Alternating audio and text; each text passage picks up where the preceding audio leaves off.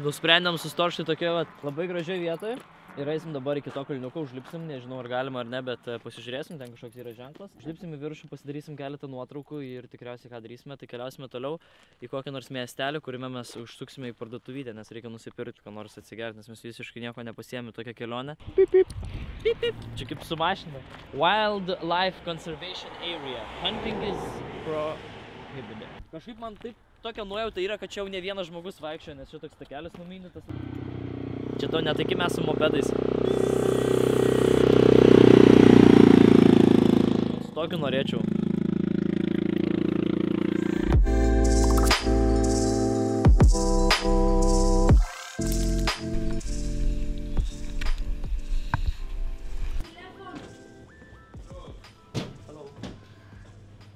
Atvykome į labai tokią vietinę parduotuvėlę. Šiek tiek kažko nusipirkti, užkasti į mūsų kelionę. Nuvažiavome jau beveik pusę kelio, tai tas yra labai gerai. Nu, liko gal kokių irgi, tai 15-20 kokių, tai manau greitai atvažiuosime jau.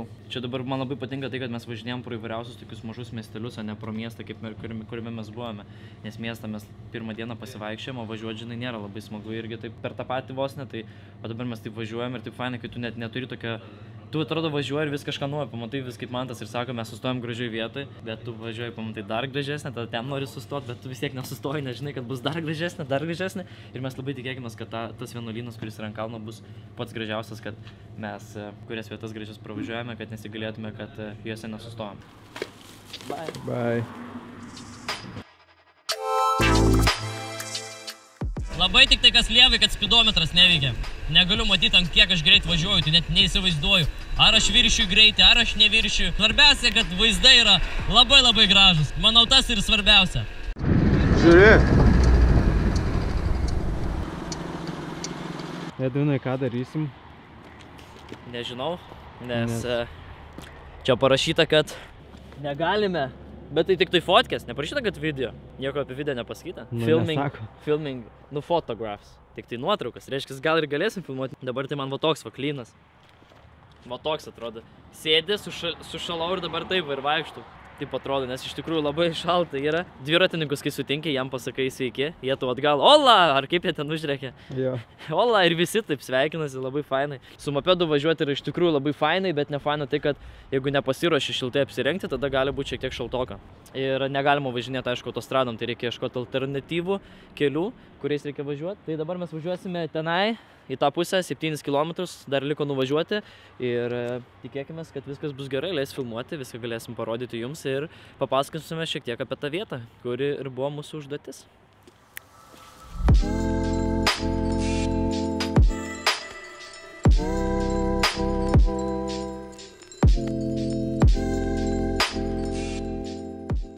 O ne ten, žiūrėk.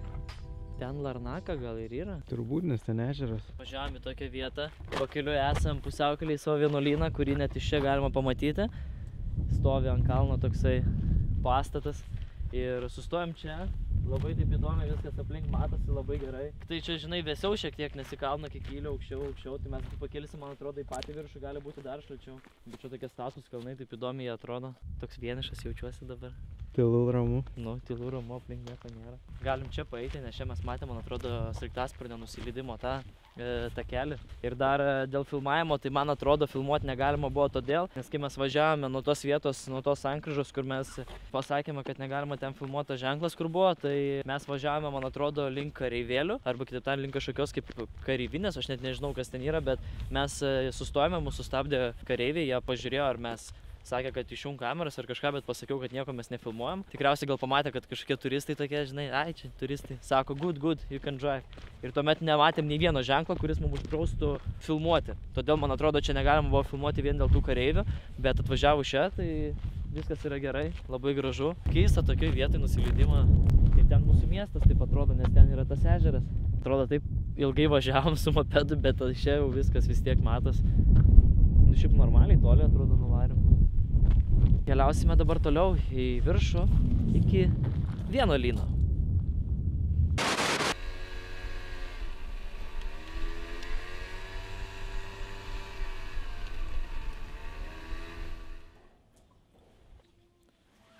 Puiku, smagu, nuotaikinga ir faina. Atvažiuoti į kalną ir net neįti į vidų, nes dabar reikėtų, kaip supratau, 2 valandas laukti.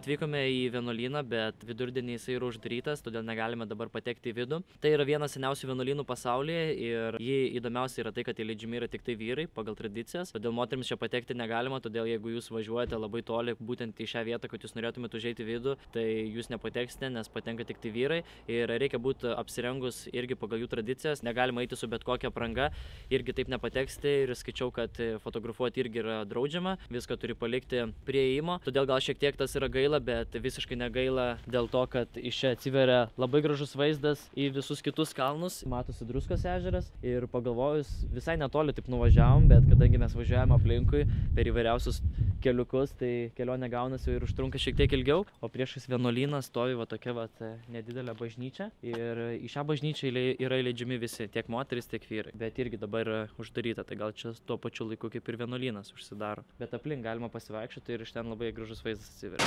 Su Mantu atvykome štai tokią degalinę ir įdomu tai, kad nėra žmonių, kurie išeina tau įpilą kaip įprastai, todėl tenka naudoti savitarną, pasiskaitėm instrukciją, supratom viską ir dabar tuoj užsipilsime benzino, nes jau galvojame, kad vidury kelio sustosim, kadangi mes kai važiavome į kalną iki vienuolyno, tai labai daug benzino išnaudojame, nes buvo papildoma apkrova, bet buvo labai smagu leistis nuo kalno, nes viršuje buvo labai taip šaltoka, vėsoka, o kai leidomės link apačios šilo, oras tapo šiltesnis, o dabar mes pilsime kurą patys pirmą kartą Kipre. Po 2,5, ane? Daugiau, savo daugiau įsipylį. Iš tikrųjų, tai atskleisiu tokią mini paslaptį, tai kad mes buvome prieš tai kitoje degalinėje, bet ten mes visiškai nesupratome, kaip reikia naudotis savitarną. Čia buvo žymiai paprasčiau. Ne tai, kad nesupratome, tačiau jie...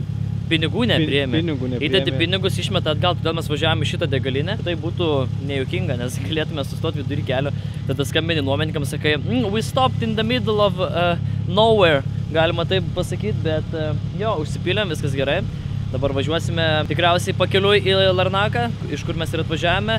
Gal kokį pasirinksime kitokį maršrutą ir žiūrėsime.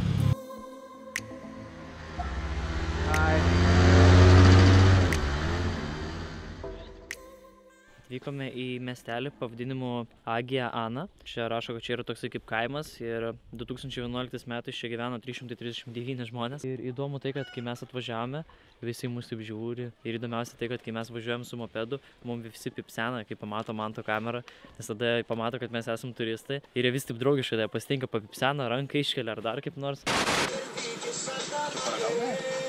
Tikriausiai, aš nežinau,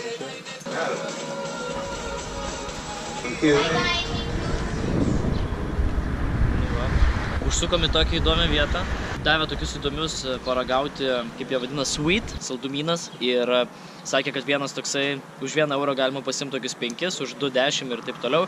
Aš norėjau pasimti tik tai vieną ir jis sakė, kad visiškai nemokamai, kas yra iš tikrųjų labai keista. Nes jeigu, tarkim, nori vieną pasimti, sako nemokamai, visai nieko. This is Cyprus, no English. Okay. What do you want to ask? Repo Miller. Can we buy bananas? Oh, yam.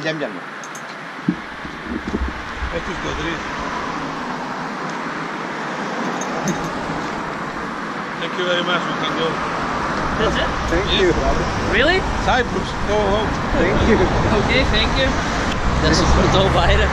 Bevažiuodami atgal iki mūsų miestą, sustojom tokioj pakelėje, kaip matote, kad nusipirkti bananų, nes pamatėm, kad yra bananų, pagalvojau, kad būtų gal smagu taip užkasti, pasistiprinti ir atėjome prie tos vietos ir paprašėme, kad mums duotų 2 arba 3 bananus, bet jie tokie tipo, ką, 2, 3, kaip supratau, reikia pirkti labai didelį kiekį, tai mums tiesiog davė štai tiek vat bananų ir sako, you can go, this is Cyprus. Tai maždaug čia gal visi tokie draugiški, nes mes prieš tai ragavome nemokamai saldumynus, dabar davė nemokamai bananus. Ir labai taip įdomu, nes kitur dažniausiai net ir tą paskutinį bananą tau gali už daugiau ten parduoti ir panašiai, o čia tiesiog tai pavaišina, tai tas labai labai smagu. Ir jo, turėsim nemokamų bananų, kuriais mus ir pavaišina.